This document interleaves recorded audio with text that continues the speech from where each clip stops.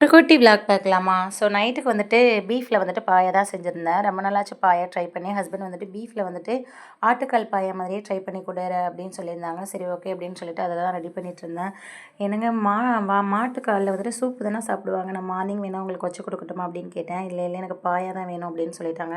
சரி okay husband பிள்ளைங்க வந்துட்டு கேட்டு நம்மளால் மறக்க முடியாது இல்லையா? ஸோ அதனால் வந்துட்டு பாயா தான் ட்ரை பண்ணிகிட்ருந்தேன்.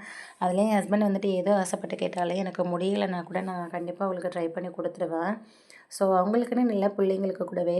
ஸோ அதுக்கப்புறம் வந்துட்டு கொஞ்சம் வெளியில் போக வேண்டியது இருந்துச்சு. அதனால் வேக வேகமாக செஞ்சிட்ருந்தேன்.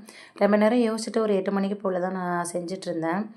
அதுக்கப்புறம் வந்துட்டு பீஃப் இருக்கு இல்லையா? அதை வந்துட்டு நல்லா ஒரு ஸ்பூன் உப்பு, ஒரு ஸ்பூன் மஞ்சள் தூள் போட்டு நல்லா மூழ்கிற அளவுக்கு தண்ணி ஊற்றி நல்லா ஒரு 15 விசிலுக்கு வச்சுக்கிறணும். அதுக்கடையில் நான் தக்காளி, வெங்காயம் கட் பண்ணி எடுத்துக்கிட்டேன். கொஞ்சமாக ஆயில் சேர்த்துட்டு குல்கர் மசாலா சேர்த்துட்டு அதுக்கப்புறம் நம்ம வந்துட்டு வெங்காயத்தை வேக வச்சுக்கலாம். ஆல்ரெடி நம்ம சேனலில் வந்துட்டு நான் ஆட்டுக்கால் பாயை போட்டிருக்கேன். ஸோ சேம் அதே மெத்தடில் தான் பண்ணியிருந்தேன். வேறு எந்த டிஃப்ரெண்ட்டுமே இல்லை. ஸோ நான் கூட எப்படி இருக்குமோ அப்படின்னு பயந்துட்டு இருந்தேன். டேஸ்ட் வைஸ் அதே மாதிரி சூப்பராக தான் இருந்துச்சு. ஸோ ரொம்ப நாளாச்சு நானுமே வந்துட்டு மாட்டுக்கால் பாயா செஞ்சு.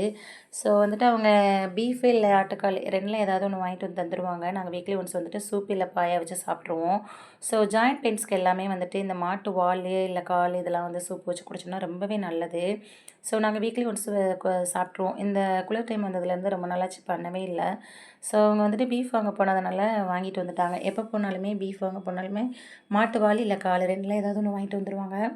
ஸோ அது வந்து சூப் வச்சு குடிப்போம் ஈவினிங்கில். ஸோ இந்த டைம் தான் வந்துட்டு பாயா ட்ரை பண்ணியிருக்கேன். ஸோ டேஸ்ட் வைஸுமே சூப்பராக தான் இருந்துச்சு.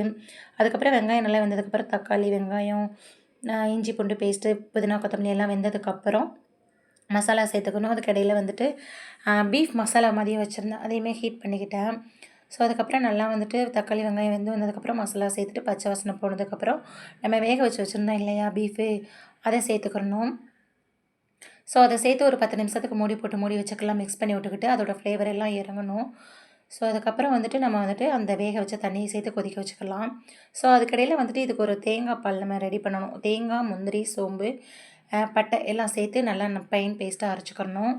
ஸோ வேக வச்சுருந்த தண்ணி இருக்குது இல்லையா? அந்த தண்ணியுமே சேர்த்து நல்லா ஒரு கொதிச்சதுக்கப்புறம் இந்த தேங்காய் பேஸ்ட்டை நம்ம சேர்த்து நல்லா கொதிக்க வச்சுக்கிட்டோம்னா ஓகே ரெடி. அதுக்கப்புறம் லாஸ்ட்டாக புதினா, கொத்தமல்லியும் பெப்பரும் போட்டு இறக்கிக்கலாம். ஸோ நைட்டுக்கு வந்துட்டு நான் எதுவும் சமைக்கல டைம் இல்லாததுனால. ஸோ நைட்டுக்கு பரோட்டாவும், இடியாப்பமும் வாங்கி சாப்பிட்டுக்கிட்டோம். பாயாவுக்கு வந்துட்டு பரோட்டா அல்லது இடியாப்பம் இது தான் சூப்பராக இருக்கும். ஸோ அதுக்கப்புறம் பீஃப் மசாலாவையும் வச்சு சாப்பிட்டாச்சு. ஸோ அதுக்கப்புறம் வெளியில் போக வேண்டியது இருந்துச்சு இல்லையா? போயிட்டு கொஞ்சம் ஃப்ரூட்ஸ் வாங்கிட்டு வந்திருந்தோம். ஸோ அதுக்கப்புறம் துணி துவைச்சி வச்சுட்டு போயிருந்தேன். அதையுமே வந்து காய போட்டுட்டு அதுக்கப்புறம் கொஞ்சம் பாத்திரம் இருந்துச்சு. அதையுமே நல்லா விளக்கி வச்சுட்டு தூங்க போயாச்சு. தேங்க்ஸ் ஃபார் வாட்சிங்.